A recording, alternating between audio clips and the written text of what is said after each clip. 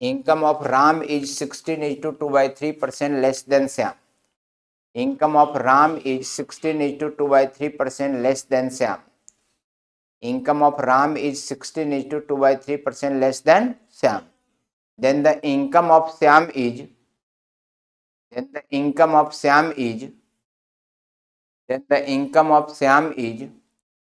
what percent more than Ram? What percent more than Ram?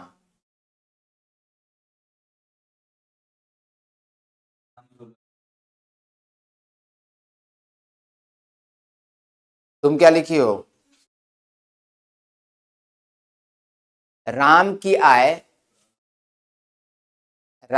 आय श्याम से 16/2/3%।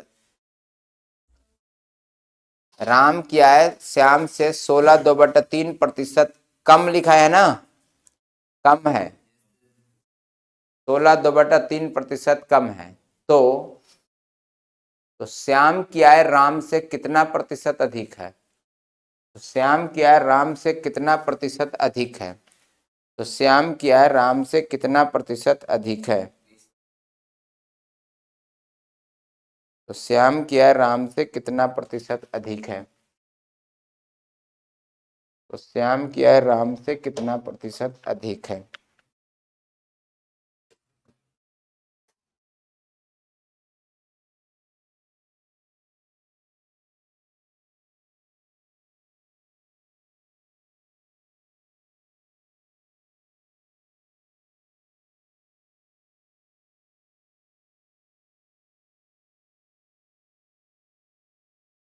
तो श्याम की आय राम से कितना प्रतिशत अधिक है?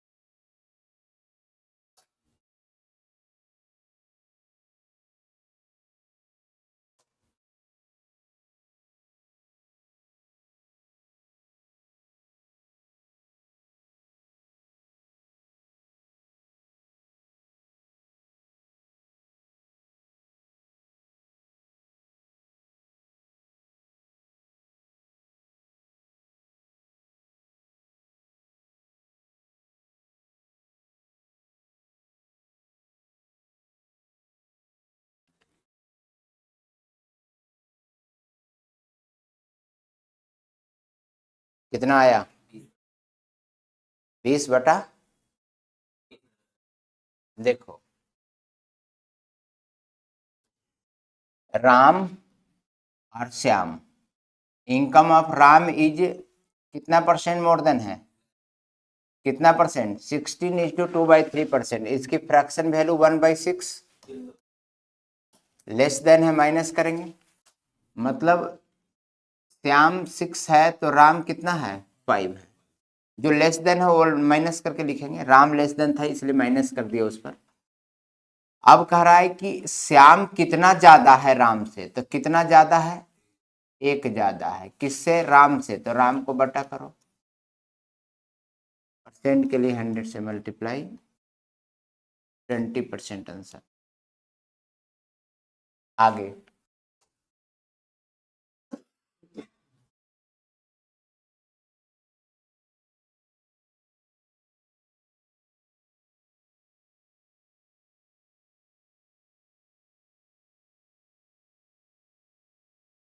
लिखो।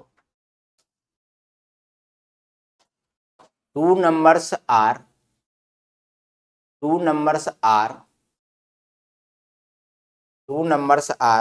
क्वेश्चन लिखो। Two numbers are 20% and 30% more than that of third number. Two numbers are 20% and 30% more than that of third number. Two numbers are 20% and 30% more than that of third number.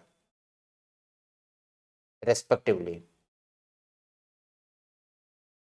Two numbers are 20% and 30% more than that of third number respectively.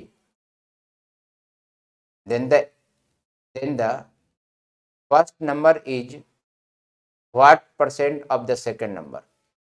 Then the first number is what percent of the second number? Hindi में लिखो। दो संख्याएं तीसरी संख्या से क्रमशः 20% और 30% अधिक है। दो संख्याएं तीसरी संख्या से क्रमशः 20% और 30% अधिक है। दो संख्याएं तीसरी संख्या से क्रमशः 20% और 30% अधिक है। दो संख्याएं तीसरी संख्या से क्रमशः 20% और 30% अधिक है। तो पहली संख्या दूसरी का कितना प्रतिशत है? तो पहली संख्या दूसरी का कितना प्रतिशत है?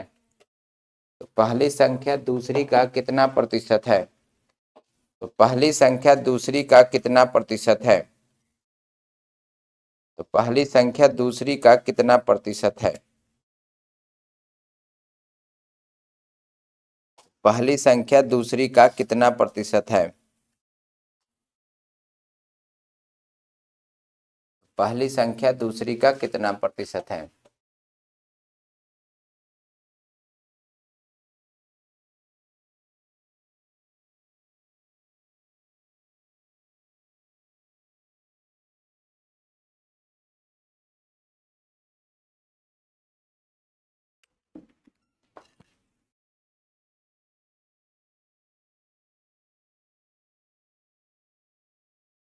तो पहली संख्या दूसरी का कितना प्रतिशत है?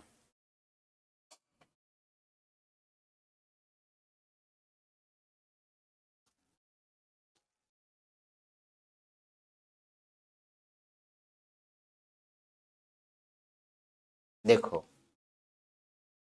Two numbers, first number, second number, इस टू नंबर का कंपैरिजन थर्ड नंबर से किया गया। इस थर्ड नंबर से, थर्ड नंबर से ये वाले 20% ज़्यादा है तो 120 कर दिया, अगर इसको 100 मानते हैं तो। और थर्ड नंबर से ये नंबर 30% ज़्यादा है तो 130 कर दिया। क्लियर? अब इसको क्या करें? अब क्या कह रहा है कि first number is what percent of the second number. First number के बारे में पहले बोल रहा है तो फर्स्ट नंबर लिखो। What percent of the second number, तो सेकंड से डिवाइड करो। लेस देन मोर देन तो इस बार पूछ नहीं रहा है इसलिए माइनस करेंगे। 0 0 कैंसिल, 1200 अपॉन 13, यही आंसर होगा। और वो कितना आया था? 88 पॉइंट समथिंग, कितना आया था? 12 से 12 8 96, सॉरी 13 से 13 8 13 9 बार में 17 3 0 13 एकम 13 13 दूनी 26, 4/13%, यही आंसर होगा। रेशियो में देखो, एक नंबर जो है वो 20% मोर देन है और एक नंबर 30% मोर देन है। 20% का मतलब होता है कि 1/5 और 30% का मतलब होता है 3/10। कंपैरिजन किससे किया गया है? थर्ड नंबर से। इसका मतलब नीचे थर्ड नंबर रहा होगा। अब यहां देखो, बैलेंस नहीं है third number, third number balance नहीं है। थर्ड नंबर यहाँ कितना है? 5, और यहाँ थर्ड नंबर कितना है? इसको भी 10 बना दो, 2 से मल्टीप्लाई करके, चलेगा? बैलेंस हो गया। यानी थर्ड नंबर 10 है तो 2 ज्यादा है फर्स्ट नंबर, और थर्ड नंबर 10 है तो 3 ज्यादा है सेकंड नंबर। अरे बोलो, तो 2 ज्यादा कर देंगे फर्स्ट नंबर को तो 10 से 2 ज्यादा करेंगे तो कितना हो जाएगा? 12। और सेकंड नंबर को 10 से 3 ज्यादा करेंगे तो वो कितना हो जाएगा? 13। यानी फर्स्ट और सेकंड का रेशियो कितना आ गया? 12 और 13। अब करा first number is what percent of the second number, तो 12/13 गुने 100 आंसर। आया समझ में? अगर बैलेंस करने का मन नहीं है तो भी आप कर सकते हैं। 20% मोर देन 1/5 तो ये हो जाएगा 6/5, 5 से 1 ज़्यादा। 30% मोर देन 3/10 तो ये हो जाएगा 13/10। दोनों के बीच का रेशियो निकालो। दोनों के बीच का रेशियो कैसे निकालोगे? दोनों के बीच का रेशियो ऐसे निकालोगे, 6/5 रेशियो 13/10। अब ये कट जाएगा, 5 दूना 10, क्रॉस मल्टीप्लीकेशन कर देंगे, इस तरफ 12 और इस तरफ 13, उससे कोई फर्क नहीं पड़ेगा। क्लियर? आगे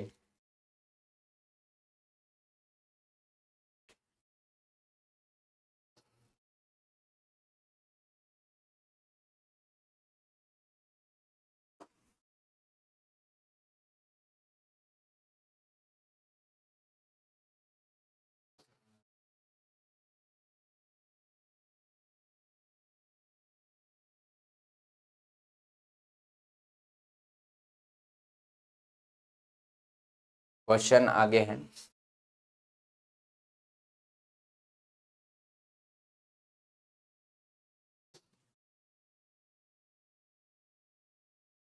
एक तो इस टाइप के क्वेश्चंस रहेगा जिसको आपको सोल्व करना है। दूसरा इसमें इस टाइप का क्वेश्चन होगा। देखिए, price of sugar is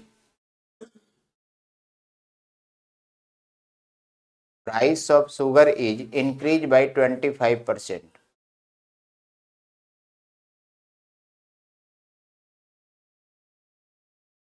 Price of sugar is increased by 25%.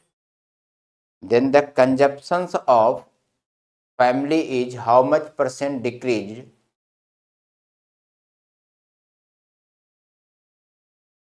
Increased by 25%. Then the consumption of family is how much percent decreased?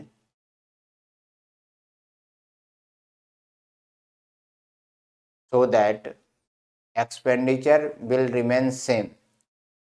So that expenditure will remain same. हाँ जी, expenditure पर कोई effect नहीं पड़ना चाहिए। हिंदी में लिखो, चीनी के दाम में या चीनी के मूल्य में 25% की वृद्धि हो जाती है। चीनी के दाम में 25% की वृद्धि हो जाती है। चीनी के दाम में 25% की वृद्धि हो जाती है। चीनी के दाम में 25% की वृद्धि हो जाती है। तो कोई व्यक्ति अपने खपत को कितना प्रतिशत कम कर दे ताकि खर्च पर कोई प्रभाव ना पड़े, ताकि खर्च पर कोई प्रभाव ना पड़े, ताकि खर्च पर कोई प्रभाव ना पड़े, ताकि खर्च पर कोई प्रभाव ना पड़े।